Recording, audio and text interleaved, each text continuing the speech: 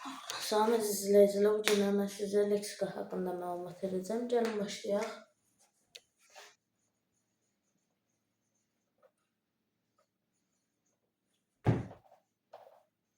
Deməli, leksikada biz nələr öyrənəcəyik? Sözün həqiqi və məcazi mənası.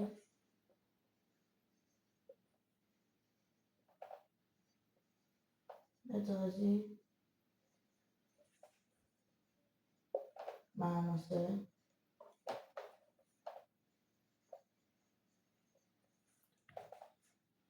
Sözün leksik və qrammatik mənası.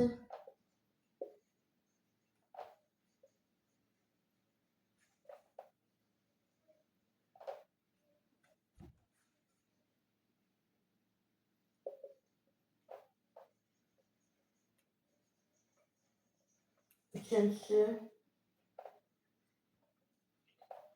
homonim.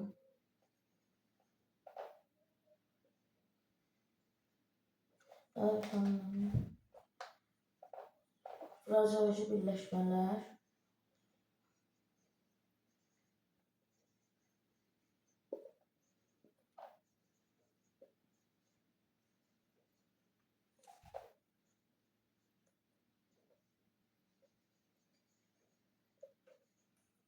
Dördüncüsü,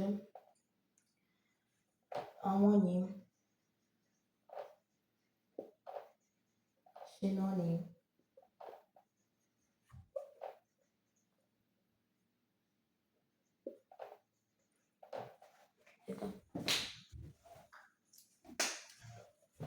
Antonim və antonim.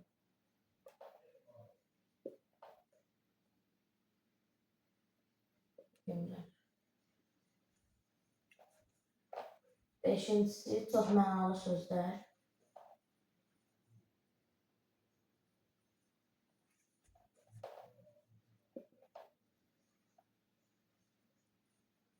Altıncısı, köhnəlmiş sözlər.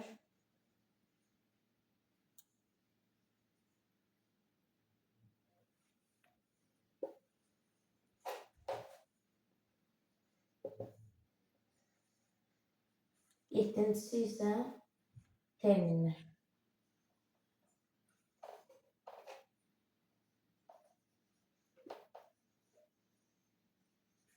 Demək, bunlar bizim leksikada öyrənəcəklərimizdir. İndi isə gəlin başlayaq sözün həqiqi və məcazi mənasından.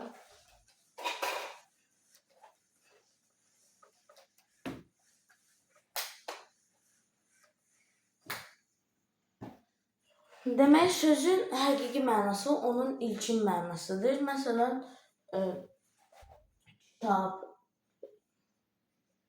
otaq və s. Kitab həqiqi mənadadır. Məsələn, oxuduğumuz kitab və kitab oxudu.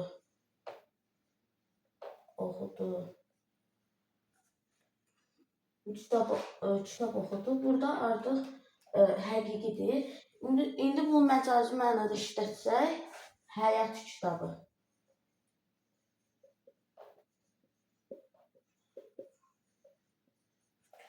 Burada kitab oxudu həqiqidir. Yəni biz kitabı oxuya bilirik. Bu artıq həqiqidir. Amma həyat kitabı deyə bir şey yoxdur deyə burada artıq məcazidir. Yəni məcazi məna nədir? Mümkün olmayan bir şey və məcazi mənada mütləq və mütləq törəmə olmalıdır. Məsələn, başqa bir nümunə, zəncir çeynəmək.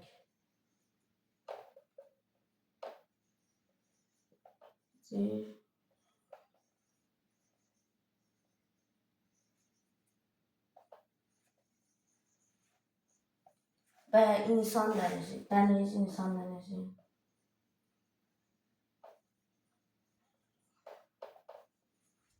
Bunlar artıq məcazidir. Çünki insan dənizi deyə bir şey yoxdur. Burada çoxluq mənasında gedir və zəncir çeynəmək deyə bu artıq qeyri-mümkün olduğu üçün məcazidir.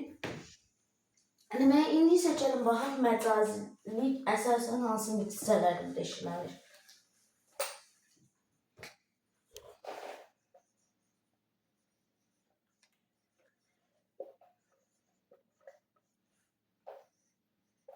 isimdə, sifətdə və bir də feildə işlənir.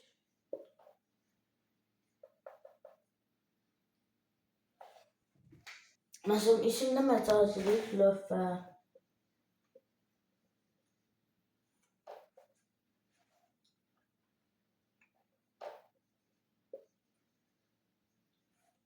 maşın, dəniz, qol. Məsələn, lövhə, biri var işlətdiyimiz bu lövhə, burada artıq həqiqidir. Amma məsələn, indi deyək ki, rəssamın ifadə etdiyi təbiət lövhələri. Burada artıq məcazi mənadadır. Və maşın, biri var sürdüyümüz maşın, bir də ki var cəza maşını. Dəniz, biri var çimdiyimiz dəniz, bir də ki var bayaq dediyim kimi insan dənizi ya da ki başqa nəsə olsun, burada artıq çoxluq mənasında gəlir və məcazidir. Qolda isə biri var insan, bizim qolumuz, bir də ki var imza ya da ki futbolda atdığımız qol, bu ikisi artıq məcazidir. Sifətdə isə əsasən rənglər və ağır çəkilərdə olur.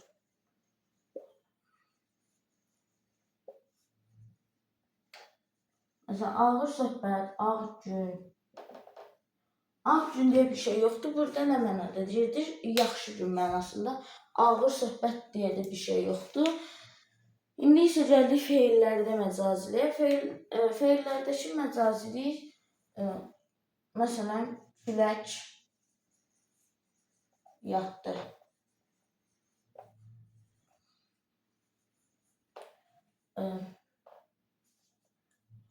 Ya da ki, cin atına minmək.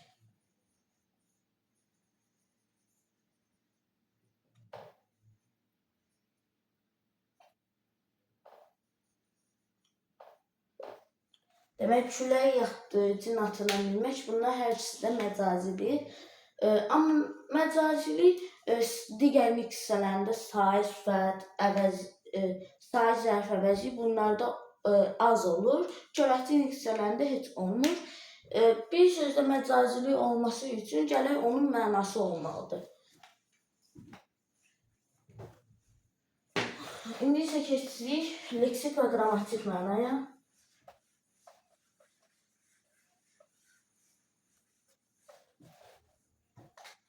Demək, leksik məna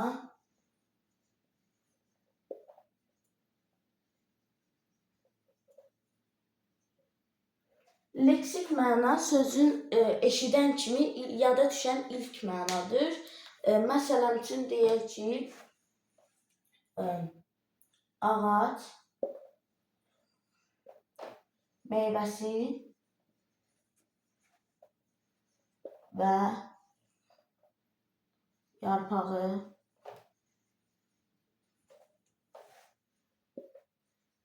olan bitki növü.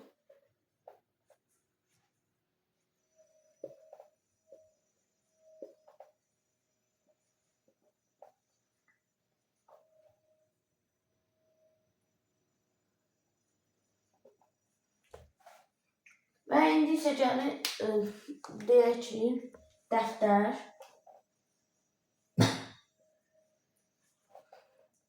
vərəqlərdən ibarət olan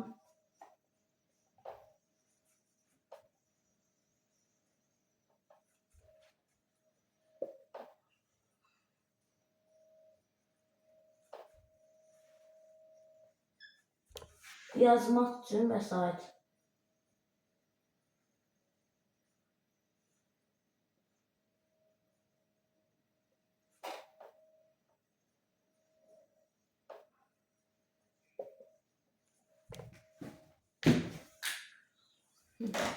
Demək, bunların olduğu leksik mənası. Qrammatik məna nədir?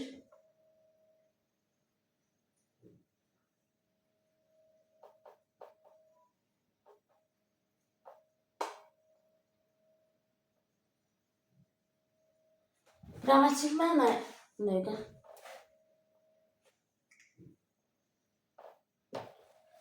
Qrammatik mənası isə odur ki, həmin sözün qrammatikada daşıdığı mənası. Məsələn, ağac yəni də aid olduğu nitq hissəsi və sualı. Məsələn, ağac isimdir. Dəftər də həmçinin isimdir və hər ikisi də nə sualına cavab verir. Demək, bu ikisinin qrammatik mənası budur. Yəni, həmin sözün qrammatikada daşıdığı məna. Hər bir sözün qrammatik mənası var, amma heç də bütün sözlərin leksik mənası yoxdur. Məsələn, köməkçi nitq hissəsində sözlərin mənası yoxdur, leksik mənası.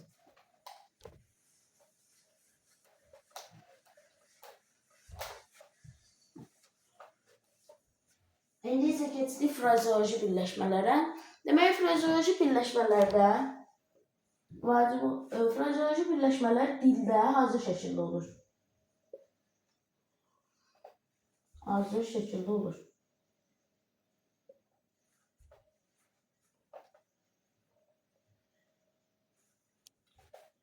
İkincisi, məcazi olur. Məcazi mənada olur.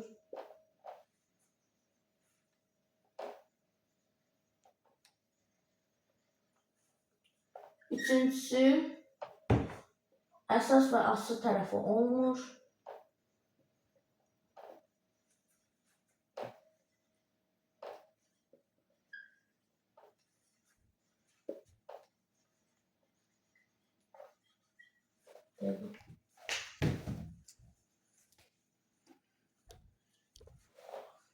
Dördüncüsü, bütövlükdə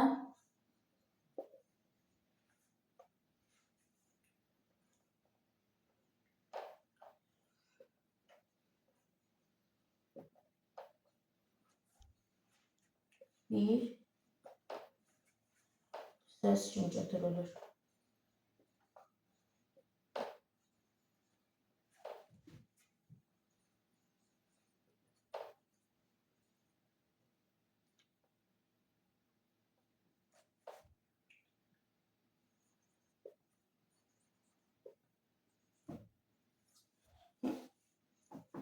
Beşincisi, mürəkkəb feil hesab edilir.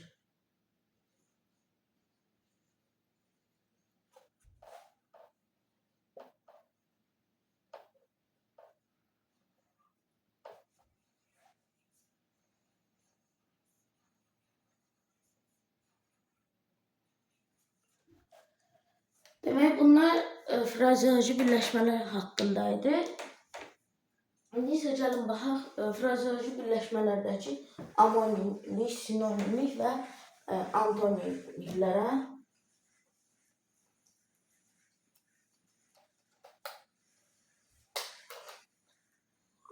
Baxın, biz dedik ki, frazeoloji birləşmələr dildə hazır şəkildə olur. Yəni, biz onu digər dildə hərfi tərcümə eləmirik və ya özümüzdən frazeoloji birləşmə qurmuruq. Sonra mürəkkəb feil hesab edilirdi. İki leksik vahid lazımdır ki, frazeoloji birləşmə yaransın və bu zamanda mürəkkəb feil olur. Bütövlükdə bir söz kimi götürülür. Bəli, bu da doğrudur. Çünki nə qədər söz olsa da bütövlükdə bir söz kimi götürülür. Məsələn, deyək ki, o din atına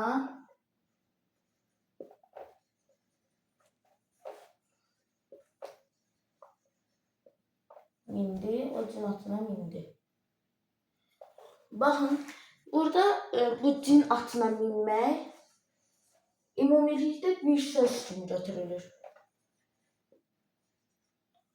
Amma həm də mürəkkəb feildir. Yəni, burada məsələn, bizdən indi soruşa bilər nə qədər söz var. Biz burada sadəcə 2 dənə söz kimi baxacağıq. Çünki bu frazeoloji birləşmə olaraq bir söz kimi götürülür. Və ya onun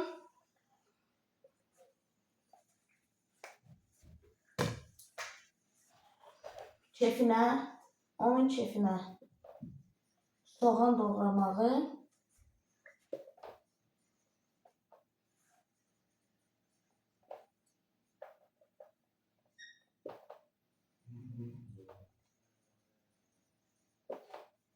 Tərcümlü idi.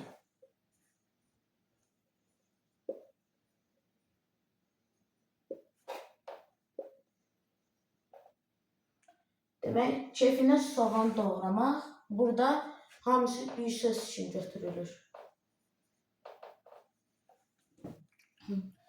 İndi isə gəlin danışıq bunların frazeoloji birləşmələrin amonimliyindən.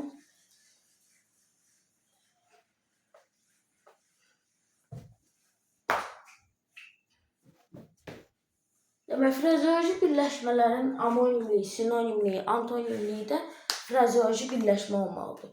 Məsələn, başa vurmaq.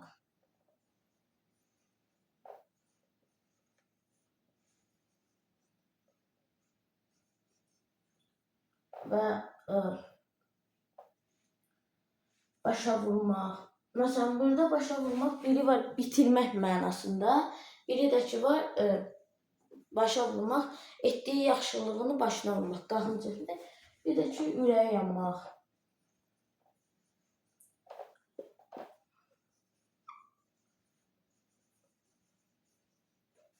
Ürəyi getmək.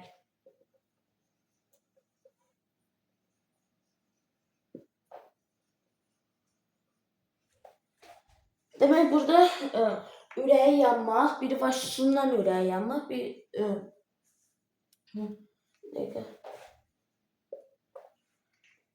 var ürəyə yanmaq, susundan ürəyə yanmaq, bir də ki var yazığı gəlmək, amma ürəyə getmək, biri var hoşlamaq, bir də ki var dünyasını dəyişmək bu mənada. Bunlar amonimliyi haqqında, antonimliyi və sinonimliyi haqqında isə, məsələn, din atına minmək,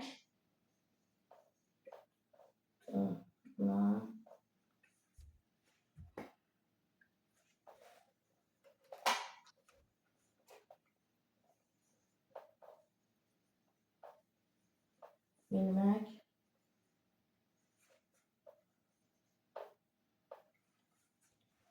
Burada biz bunu sinonimli əsəbləşmək kimi götürə bilərik, amma biz nə demişdik?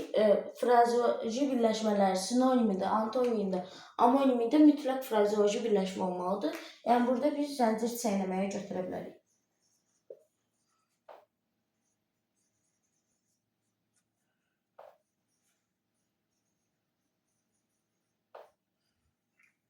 Məsələn, buna antonim çiçəyi çıtlamaq.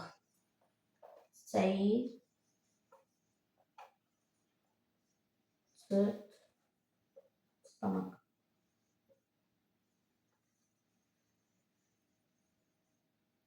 Və buna çiçəyi çıtlamağa sinonim isə biz deyə bilərik ki, kefə açılmaq.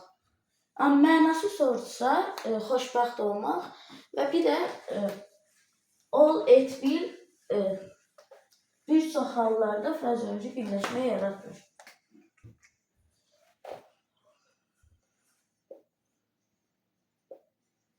Bunlar bir çox hallarda frazeoloji birləşmə yaratmır, amma bəzi sözlər var ki, bunlar çox az hallarda qarşımıza, rastımıza çıxır. Hansıdır? Məsələn, bənd olmaq. Burada artıq bu frazeoloji birləşmədir, amma bu çox az hallarda baş verir.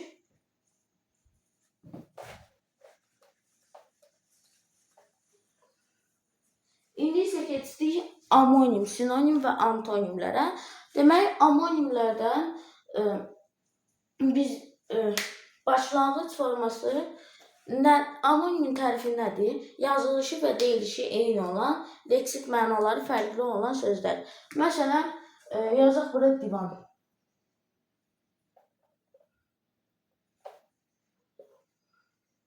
Biri var mebel.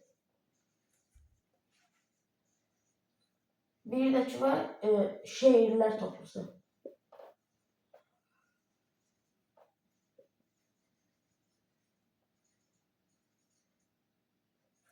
Bir də ki məhkəmə mənasında.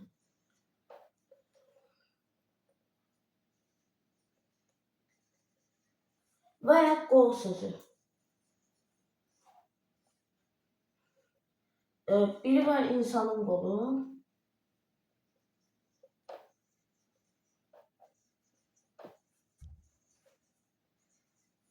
Biri var futbolda attığımız gol.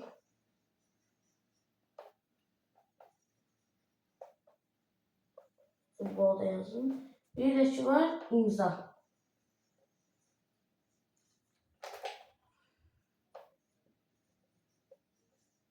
Demek bunlar amonimlərə aid nümunə. İndi hansı sözlər amonim ola bilmir? Onları deyim. Vurğusuna görə dəyişənlər və uzanmaya görə dəyişən sözlər. Uzanmaya görə dəyişən sözlər, uzanmaya görə mənası dəyişən sözlər 4 dənədir.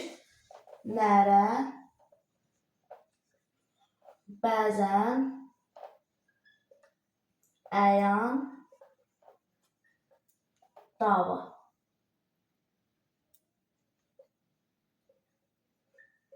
Bunlar uzanmaya görə mənası dəyişən sözlərdir. Düzdür, bundan 2 mənası var, amma amonim sayılmır. Çünki biz amonimin tərifində deyirik ki, yazılışı və deyilişi eyni olan, leksik mənaları fərqli olan sözlər.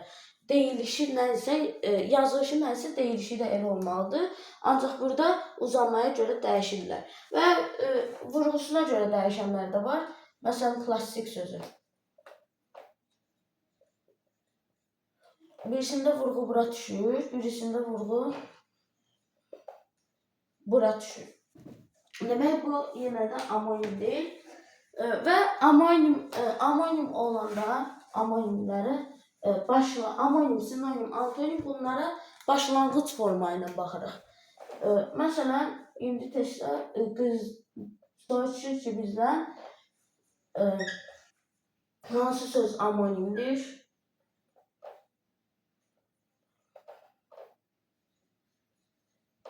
Qol, bir də nərə.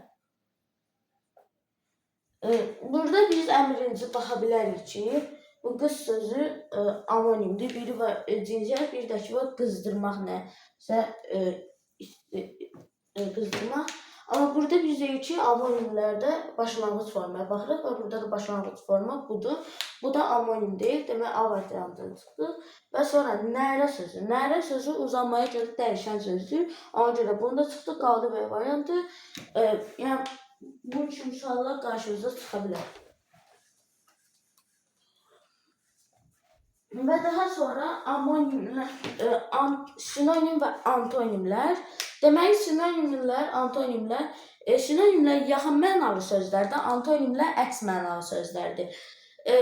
Amonimlərdə fərqli niksələri ola bilər, amma sinonim, antonimlərdə mütləq və mütləq eyni niksəsi olmalıdır.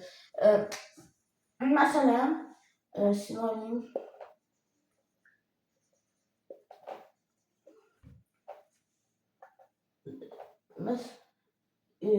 zəif,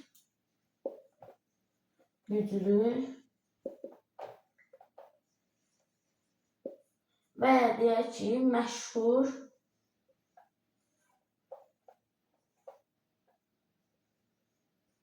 tanınmış.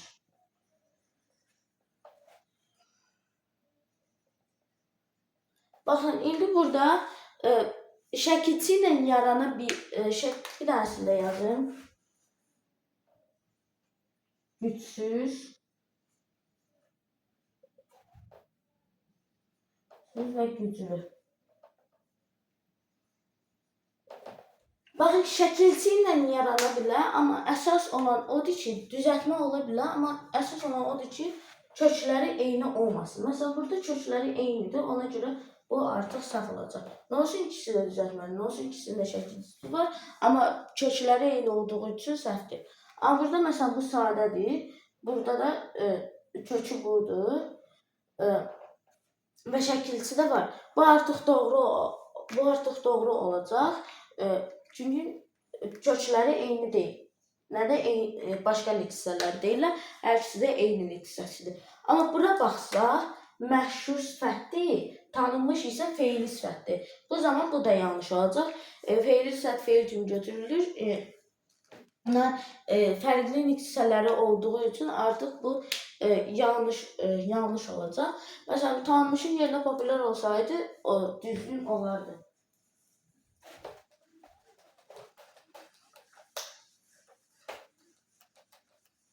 Antonimlərdə isə əks mənalıdır.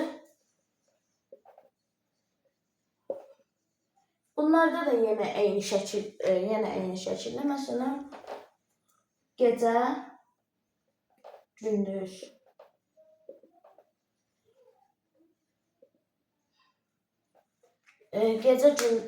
Gecə gündüz burada artıq bunlar antonim olacaq və əgər digər fərqli hissələri olsaydı və kökləri eyni olsaydı, bu zaman bu da yanlış olacaqdı. Bir də amonimlərdən bir şey dediyim ki var, amonim, bir də var ortaq sözlər. Ortaq sözlər nədir? Məsələn, deyək ki, zərf və say arasında. Bunların hər ikisində də xeyli sözü var. Amma indi biz buna deyə bilməliyik ki, bu amonimdir. Biz də demişdik, yazılışı və deyilişi eyni olan, amma leksik mənası fərqli olan söz.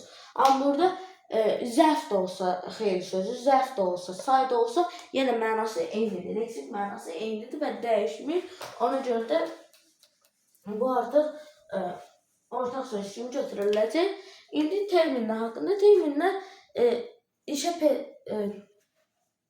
müxtəlif işlərdəki işlənilən sözlərdir, peşə sözləri və gəldik köhnəlmiş sözləri. Köhnəlmiş sözlər iki yerə bölünür. Tarixizm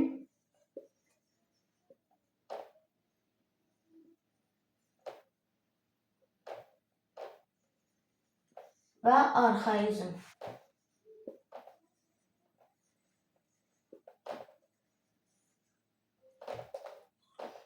Tarixizm odur ki, tarixdə qalıb. Yəni, indi istifadə edilir. Məsələn, sarıq, dəbilqə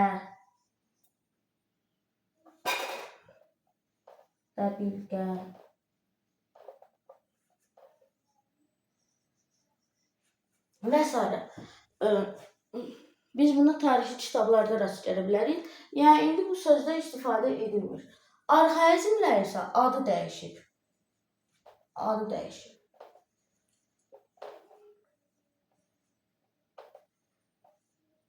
Məsələn, əvvəl dəli idi, indi igid olub. Əvvəl damu idi, indi cəhənnəm olub.